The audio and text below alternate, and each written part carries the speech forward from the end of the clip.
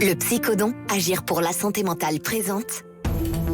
Sud Radio, la roue des émotions, 13h30, 14h, Didier Meyrand. Bonjour à tous, je suis très heureux de vous retrouver pour la roue des émotions et comme vous le savez, nous avons tous 6 émotions qui animent notre santé mentale, la tristesse, la colère, la peur, la surprise, le dégoût et la joie. Je vous propose, comme chaque semaine, de décrypter les faits marquants de l'actualité par le prisme des émotions et de prendre de la distance face au flux incessant de l'information. Et pour nous aider, je reçois le docteur Étienne Jalin. Bonjour. Bonjour. Vous êtes psychiatre Oui. et auteur de La thérapie du bonheur, publié aux éditions Hachette Marabout. Également avec nous le docteur Jean-Paul Ostruy. Bonjour. Bonjour. Vous êtes psychiatre, d'abord élève, puis associé du docteur Étienne Jalin, et nous en parlerons ensemble. Tous les deux, vous allez nous aider à observer l'actualité par le prisme des émotions et aussi par le prisme de ce que vous appelez la DEE, la dynamique émotionnelle exprimée. Sud Radio, la roue des émotions, Didier Meyrand. Étienne Jalin, qu'est-ce que c'est la dynamique émotionnelle exprimée? Alors, les émotions, c'est quelque chose qui vient du dedans et qui est dehors. Il y a un mouvement qui est vers le dehors, d'accord? Et donc, il y a une expression, une émotion, c'est quelque chose qui sort et qui existe, d'accord? Et donc, il faut l'exprimer pour que ça existe. Et dans toutes les philosophies et dans toutes les religions, il a fallu que la déité supposée le dise pour que ça existe. Il s'agit d'exister au lieu d'être un potentiel. La DEE, la dynamique émotionnelle exprimée, c'est une thérapie dont vous êtes le père. Voilà. Alors c'est un peu simpliste de dire que c'est une thérapie, mais en tout cas c'est une thérapie et vous en êtes le papa. Voilà. Et vous a rejoint tout au début de l'aventure Jean-Paul Ostruy, d'abord comme élève, parce que vous adhérez, vous êtes devenu praticien comme psychiatre de la dynamique émotionnelle exprimée. Absolument, je terminais ma médecine à l'époque, et j'ai rencontré Étienne, et j'ai très rapidement considéré que c'était là quelque chose qui me permettrait de réaliser mes idéaux de médecin. Donc je me suis formé, j'ai fait ma thérapie avec Étienne, je me suis formé, nous nous sommes associés, et nous œuvrons pour le développement de la dynamique émotionnelle exprimée qui nous paraît un vrai progrès en matière de thérapie. Et vous allez nous aider à observer l'actualité de la semaine par le prisme des émotions et avec cet outil thérapeutique qu'est la dynamique émotionnelle exprimée. On commence tout de suite avec la guerre en Ukraine. Kiev et ses alliés craignent une nouvelle mobilisation russe. Selon les experts militaires, une nouvelle vague de soldats russes, bien qu'expérimentés, serait difficile à contenir. Malgré des pertes importantes, Moscou adopte de plus en plus une stratégie décrite comme rouleau compresseur humain pour briser les lignes ukrainiennes. Il est clair que nous allons rentrer dans un moment de massification. Les Russes vont jeter toutes leurs forces dans la bataille. C'est la déclaration du ministre des Armées français, Sébastien Lecornu, qui rentre d'une visite à Kiev. Alors, Étienne Jalin, comme psychiatre, quelle émotion vous semble collectivement nous impacter lorsque l'on regarde cette actualité? Et la tristesse, une consternation, une tristesse. Mon Dieu, on en est encore là, et ça va vers des milliers de morts pour que la force, une fois de plus, essaye de prouver qu'elle a le droit. Alors comment on peut prendre de la distance face à cette tristesse qui peut en effet nous envahir alors que c'est toujours la guerre et que c'est encore de la chair à canon qui va être projetée C'est de la sur chair les à lignes canon. de front. Et c'est triste parce que ça existe encore et nous sommes dans l'impuissance devant ça. Donc il y a une immaturité de toute l'humanité. Donc c'est comme ça, il y a une impuissance affective qui est très douloureuse. Et nous ne pouvons pas nous en protéger. Et c'est comme ça, c'est à nos portes, et c'est un gâchis monstrueux au niveau humain. C'est toute la négation de l'humanité, car si l'humanité a survécu, c'est parce que nous avons une chose extraordinaire que n'avaient pas toutes les autres espèces, qui est l'empathie. C'est-à-dire l'autre en nous. Chez le bœuf ou chez la gazelle, le lion quand il a bouffé, il n'y a pas d'autre. Là, il n'y a plus d'empathie Voilà. lorsqu'il y a guerre, Voilà. évidemment. Jean-Paul Ostruy, je vais vous demander de nous faire gagner en flexibilité mentale, tourner la roue des émotions. Et le hasard de la vie nous emmène dans des registres émotionnels très divers, parce que nous sommes des êtres fragiles, des êtres de relation, des êtres en émotion. Et vous êtes sur la joie. Alors, comment faut-il trouver de la joie lorsque l'on s'intéresse à un sujet comme celui-là et que des troupes armées russes se mobilisent sur les fronts de guerre avec l'Ukraine? Eh bien, on ne peut pas trouver un sentiment artificiellement ou une émotion artificiellement. Une émotion ne peut apparaître que quand l'émotion précédente a été digérée. Et là, comme le disait Étienne précédemment, la tristesse qui nous atteint, qui nous assaille d'entrée de jeu, doit être vécue. Pour avoir une vraie joie, pour être capable ensuite de reprendre de la joie dans notre vie personnelle et d'avoir une envie de progrès, il faut déjà accepter de sentir la tristesse. Et c'est très difficile parce que ce qui me frappe actuellement à propos de la guerre en Ukraine, moi qui ai passé mon enfance à entendre des récits de guerre dans ma famille à toutes les générations, avec tous les morts que ça comportait, j'avais 4 frères de mon grand-père qui sont morts en 14. Eh bien, quand j'en parle autour de moi, je vois que la plupart des gens à qui j'en parle sont gênés, m'écoutent poliment et éludent le sujet. Donc, ils n'acceptent pas de sentir la tristesse, ils la bloquent. Pour sentir la retrouver tristesse pour retrouver la joie. Exact. Il n'y a pas de facilité qui soit magique ou intemporelle ou extrêmement fluide. D'abord, ressentir la tristesse et ensuite aller vers d'autres émotions. C'est, Étienne Jallinck, un petit peu délicat d'entendre que le ministre des Armées françaises s'inquiète. On croit parfois à un cauchemar. On s'inquiète de chair à canon. Quelle impuissance! Vous évoquiez cette impuissance. Mais c'est pour ça que c'est triste. C'est pour ça que c'est triste. C'est un gâchis. On en est encore là. On en est encore là. Et donc, c'est les vieux systèmes idéologiques des sociétés anciennes où la force donnait le droit. La force donnait le droit. Autre actualité dans la semaine, au Brésil, la démocratie attaquée et remise en cause tout juste 2 semaines après l'investiture de Lula.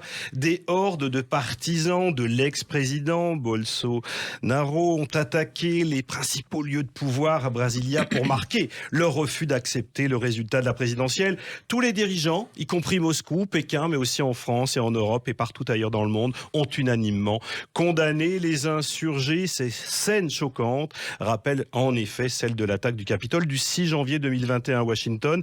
Des événements qui en disent long sur la fragilisation croissante de la démocratie, des démocraties. Jean-Paul Osruy, avec quelle émotion collective sommes-nous impactés par ces révoltes dans des systèmes démocratiques? Je crois que la première qui arrive, en tout cas, si je juge là aussi sur mon cas et sur ce que j'entends autour de moi, c'est la surprise. Comme pour le Capitole. Des choses qui paraissaient stables et donc rassurantes et sur lesquelles nous comptions, se trouvent tout d'un coup remises en cause. Et ça, c'est une surprise. Et la première impression, la première émotion découle vite sur la seconde, la peur. Alors c'est vous qui êtes en charge comme élève d'Étienne Jallinck, devenu associé, de tourner la roue des émotions. Alors, allez-y, tournons la roue des émotions. Changeons de registre émotionnel, Étienne Jallinck, pour commenter cette révolte contre la démocratie brésilienne ou contre l'élection de Lula avec le prisme de la joie. Est-ce qu'on peut y voir de la joie dans ces manifestations, dans ces contestations? Puisque cette émotion, elle est saine. Il y a une colère qui est juste. C'est impossible, c'est inacceptable. Après des milliers d'années de démocratie, de justice, d'égalité, de progrès, de respect de chacun, de l'un et de l'autre dans les sociétés, d'en arriver de nouveau à ce que la force prime le droit. On détruit la société et des milliers d'années d'évolution humaine. Donc la joie, c'est que notre indisposition, on peut être content que ça nous gêne à ce point-là, parce que nous, on est bien certain que c'est inadmissible. Il y a une joie d'être vrai, il y a une joie d'être du bon côté, il y a une joie d'être du côté de l'évolution humaine, et pas d'un retour à une barbarie périmée. Est-ce que le doute n'est pas le terreau de la colère? Parce qu'ici ou là, on entend que les élections ne sont plus légitimes, qu'elles sont magouilles ici ou magouilles là. On ne sait pas si c'est vrai ou si c'est faux, mais est-ce que ce doute n'est pas le terreau de la colère? Quand il y a colère, c'est qu'il y a peur. Et donc, s'il y a doute, c'est qu'on a peur de l'impuissance. La colère est une tentative de gagner par la puissance l'impuissance qu'on vivait et qui nous provoquait la peur. C'est une réaction contre la peur, réaction de la vie saine contre la peur. On mobilise des énergies. Et là encore, toutes les émotions sont légitimes. Je pense que vous ne me Toutes les émotions sont pas. légitimes. Il va falloir apprendre à les utiliser, alors que depuis toute la cité grecque, on a appris à les contrôler. Nous nous retrouvons dans quelques instants pour observer l'actualité par le prisme des émotions et je reçois Étienne Jalanque qui est psychiatre et auteur de La thérapie du bonheur publiée aux éditions Hachette Marabout avec son élève mais devenu disciple et associé Jean-Paul Ostruy et tous les deux pratiquent la dynamique émotionnelle exprimée. Il sera question de la réforme des retraites et il sera question de santé mentale aux États-Unis. À tout de suite. Le Psychodon, Agir pour la santé mentale présente Sud Radio, la roue des émotions, 13h30, 14h, Didier Meyran. Et nous nous retrouvons pour la roue des émotions. Nous tournons la roue des émotions pour observer les faits marquants de l'actualité de la semaine. Et je vous propose de prendre de la distance face à l'information avec Étienne Jalanque, qui est psychiatre et auteur de La thérapie du bonheur, et le docteur Jean-Paul Ostruy, qui est son associé. Et tous les deux pratiquent la dynamique émotionnelle exprimée, la DEE, qui est une pratique thérapeutique. Nous en étions à l'actualité et évidemment, cette semaine, la réforme des retraites. Les syndicats dégainent une première date de mobilisation ce jeudi 19 janvier pour donner le coup d'envoi d'un mouvement qu'ils souhaitent massif et durable. Alors les Français seront-ils au rendez-vous? Les syndicats appellent à une première journée de mobilisation contre la réforme des retraites. Je vous le disais, ce jeudi 19 janvier. L'ensemble des syndicats souhaitent afficher une unité. C'est pas arrivé depuis la grève, les manifestations contre la réforme des retraites, justement sous la présidence de Nicolas Sarkozy. La SNCF, la RATP appellent à une grève puissante. Ils sont vent debout. Étienne Jalanque, comme psychiatre, avec quelle émotion collective pouvons-nous observer cette actualité? La tristesse, parce que les deux côtés sont de bonne volonté. Les syndicats sont dans leur rôle et le gouvernement fait ce qu'il peut pour éviter une catastrophe. Et à terme, et elle sera forcément acceptée. Et quel que soit le gouvernement d'après Macron, ça ne sera jamais remis en question. Donc c'est de la tristesse parce que finalement, c'est beaucoup de mobilisation, d'incompréhension. On est dans des rôles qui sont pénibles pour chacun. C'est comme si j'entendais dans votre propos une sorte d'inutilité. De toute façon, ça va se faire quand même. C'est ce que j'ai presque envie d'entendre, ou c'est ce qui me semble entendre du psychiatre que vous êtes. C'est inévitable. C'est inévitable. Et donc, je ne comprends même pas que Macron ne dise pas, puisque je suis certain de ne pas être réélu, vous pouvez bien être évidemment que c'est pas dans un but politique de reprendre le pouvoir. C'est pour la France. Qu'est-ce que vous en pensez comme psychiatre et comme médecin de rallonger le temps de travail, travailler un peu plus longtemps? Est-ce que ça vous semble cohérent? Il semble bien que toute l'Europe vive plus longtemps qu'avant, et donc il faut travailler plus longtemps, évidemment, puisque nous vivons plus longtemps. Alors, il y a toute la question très subtile, et là-dessus les syndicats travaillent très bien, sur la pénibilité, la durabilité. Quelqu'un qui voudrait pouvoir continuer à travailler alors qu'il a même 62 ans, il y a le temps de travail, le temps, tout ça, est-ce qu'il est usé ou pas? Il faut des contrôles médicaux plus appropriés, plus spécifiques, pour vérifier si le sujet humain a été abîmé ou pas. Et si j'en ai aussi la capacité, non seulement physique, mais aussi la capacité en termes de santé mentale. Et ben voilà. Si je ne suis pas essoufflé sur le plan de mon énergie mentale. Absolument. Jean-Paul Ostruy, est-ce que vous voulez bien nous aider à tourner la roue des émotions, à nous faire gagner en flexibilité mentale et d'observer ce sujet sous le registre de la tristesse. La tristesse. Elle revient, décidément. Elle revient. Alors vous savez ce qu'on va faire? On va retourner au fil de la vie. Allez. Et retourner la roue des émotions. nous promener dans notre registre émotionnel. Parfois c'est dur, mais parfois c'est une promenade et parfois c'est la peur. Qu'est-ce qui fait peur ? Qu'est-ce qui fait peur lorsque des syndicats se lèvent ou contestent une réforme des retraites ? Est-ce que c'est que les Français n'y soient pas et ça va être un bide ? Ou est-ce que c'est que les Français y soient et ça va tout bloquer ? Qu'est-ce qui fait peur ? Ce qui fait peur, à mon avis, c'est le sentiment de perte de cohésion sociale. C'est-à-dire, comme le disait Étienne tout à l'heure, les deux sont dans leur rôle. Il y a des contraintes économiques, il y a des aspirations collectives et individuelles, et on est à un moment où le tissu social semble se dissoudre. C'est en ça que c'est inquiétant, puisque c'est ça la trame même de notre société. Et si elle ne tient plus d'une façon spontanée, si ça donne des conflits aussi tendus, aussi sévères, c'est bien que des lignes de force commencent à craquer dans la société. C'est ça qui est inquiétant. Jean-Paul Ostry, si un de vos patients vous dit... Moi, j'en ai marre. On me rallonge tout le temps mon temps de travail. Maintenant, c'est plus 62, c'est plus 63, c'est plus 64, c'est bientôt 65. Mais où on va aller, c'est toujours plus. Et qui se met dans cette colère-là. Vous allez lui répondre quoi, vous, comme praticien de la dynamique émotionnelle exprimée ? D'abord, je ne lui répondrai pas. Je le laisserai exprimer sa colère. Et s'il n'y arrive pas, je l'aiderai à le faire. Ça m'est arrivé cet après-midi, ce que vous dites. Vous êtes d'accord, Étienne Jalin ? Totalement. Donc, il faut d'abord que ça soit vécu et exprimé pour pouvoir être digéré.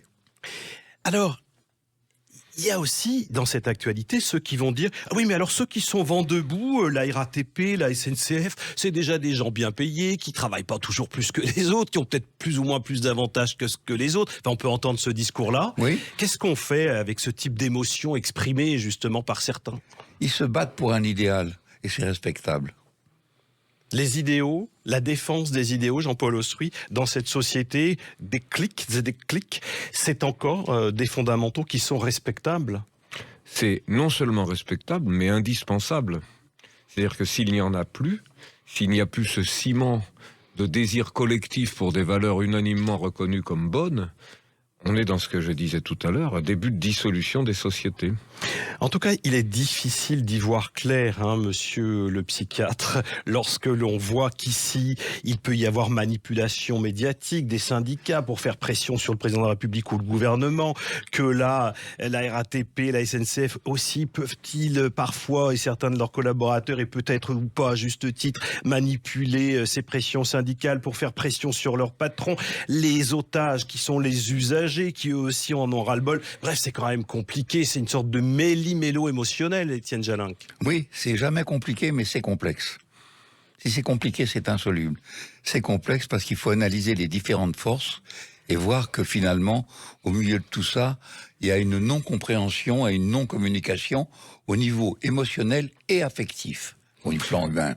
Alors, comme je reçois 2 psychiatres, et c'est rare, vous en avez aujourd'hui, vous qui nous écoutez, 2 pour le prix d'un, 2 psychiatres. Eh bien, nous allons parler de santé mentale. Des écoles américaines portent plainte contre les réseaux sociaux, contre des fabricants de contenus d'information qui sont accusés de nuire à la santé mentale des élèves. Aux États-Unis, les responsables des écoles publiques de Seattle ont déposé une plainte contre les réseaux sociaux, on ne les citera pas, les accusant d'atteinte à la santé mentale des jeunes. Dans un communiqué, ils déclarent que l'augmentation du nombre de suicides, des tentatives de suicide ne sont pas des coïncidences. Ils accusent ces géants de la tech et des réseaux sociaux d'avoir exploité la psychologie de leurs utilisateurs pour qu'ils passent de plus en plus de temps sur des plateformes, et cela à des fins lucratives. Comment vous réagissez, Jean-Paul Ostry? Est-ce qu'il y a une émotion collective qui vous semble à observer? Du côté des parents, je crois que par rapport à ces constats-là, il y a de la colère. Il y a de la colère de voir les jeunes s'engouffrer dans un marécage parfois dans lequel ils peuvent se perdre ou dans lequel ils peuvent perdre beaucoup de chance. Et effectivement, les buts sont des buts mercantiles et la dérive est tout à fait remarquable et donc regrettable. Alors c'est l'élève, Jean-Paul Ostry, qui va emmener le père de la dynamique émotionnelle exprimée vers une autre émotion et tourner la roue des émotions. Et vous nous emmenez vers la joie. Formidable. Encore la joie. Alors, Étienne Jalin, comment trouver de la joie dans cette actualité? Il y a un idéal qui est là, et nous ne voulons pas que les enfants soient projetés trop tôt dans un monde lucratif. On n'a pas le droit éthique ni moral. Là, il y a une joie parce que on a la conscience de quelque chose qui préserve l'humanité et le futur et l'avenir de l'humanité. Est-ce qu'il n'y a pas dans cette joie une opportunité pour les parents d'exercer du bonheur, le libre arbitre de la parentalité? Mais c'est là qu'ils sont joyeux d'être parents. La merveille d'être parent, c'est d'avoir des enfants. Et la merveille d'être enfant, c'est d'avoir des parents qui ont envie que vous soyez contents. C'est gagnant-gagnant. C'est comme ça que la joie s'installe et que l'amour circule. Jean-Paul Ostrouy, comme psychiatre, qu'est-ce que vous pensez du contrôle parental sur les réseaux sociaux? Je pense que c'est une nécessité, bien évidemment. C'est une forme d'autorité parentale. Mais il faut de l'autorité. Sans autorité, on rentre dans une dissolution complète et des vies et des valeurs des enfants. Donc il en faut. Et pour que cette joie, justement, que nous voulons tous, puisse prendre tout son développement, il faut qu'il y ait un certain contrôle et qu'il y ait un certain cadre. C'est dans ce cadre que l'enfant s'épanouit et qu'on est content ensemble. La joie comme émotion, Étienne Jalin, et au sein d'une famille, puisque là nous parlons du contrôle parental pour les réseaux sociaux, cette joie, elle est communicative. Si on prend un mot modèle, elle est virale. Tout ce que nous faisons, c'est pour cette joie qui s'appelle le bonheur d'être soi. Le bonheur d'être soi, c'est tout un programme. Eh oui. Et c'est peut-être celui que vous évoquez dans votre livre. Voilà. C'est l'évolution du bonheur. Voilà. Aux éditions Hachette Marabout. Étienne Jalin, merci de votre présence. Avec plaisir. À bientôt. Je vous remercie également, Jean-Paul Ostrouy, de votre présence et de nous avoir apporté votre regard par le prisme des émotions sur l'actualité de la semaine. À bientôt. À bientôt et merci également à vous, Didier. Et pour ce moment passé ensemble et avec vos auditeurs. Et avec joie. Et cette semaine, au cinéma, l'Immensita. C'est Rome, dans les années 70. C'est plein d'émotions. Je vous invite à rejoindre le cinéma et à vous poser dans les salles obscures et vous laisser envahir par la lumière dans la vague des changements sociaux et culturels des années 70. Clara et Felice ne s'aiment plus, ils sont incapables de se quitter. Et Clara trouve alors refuge dans une relation complice qu'elle entretient avec ses enfants, en particulier l'aîné, qui est né dans un corps qui ne lui correspond pas. C'est un vrai exercice émotionnel, ce film, pour faire fi de tous les jugements. Et ça s'appelle l'Immensita. Et c'est au cinéma à partir de ce week-end.